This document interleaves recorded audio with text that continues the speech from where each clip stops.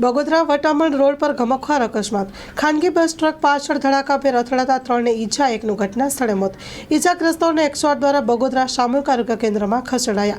મળતી વિગતો અનુસાર રાત્રિના સમયે સુરતથી મોરબી જઈ રહેલી ખાનગી બસ સાઈ દર્શન ટ્રાવેલ્સની બસના ચાલકે ગફલતભેર અને પૂર ઝડપે ચલાવી આગળ જઈ રહેલ ટ્રકના પાછળના ભાગે ધડાકાભેર અથડાઈને અકસ્માત સર્જ્યો હતો.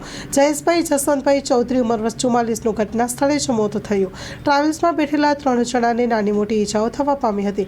કોઈ 108ને ફોન કરતા બગોદરા 108 ઘટના સ્થળે પહોંચી ઈજાગ્રસ્તોને પ્રાથમિક સારવાર આપી બગોદરા સામૂહિક આરોગ્ય કેન્દ્રમાં ખસેડવામાં આવ્યા હતા.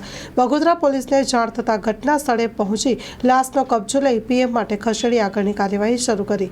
જેમાં નૂતનભાઈ રાજાભાઈ વલવી ડ્રાઈવર ઈજાગ્રસ્ત થયા છે. ભાવનાબેન મનસુખભાઈ દેવી પૂજક ઉંમર વર્ષ 38, જગન્નાથભાઈ લક્ષ્મણભાઈ ગુપ્તા ઉંમર વર્ષ 51. Story report by Mahendra Makwana.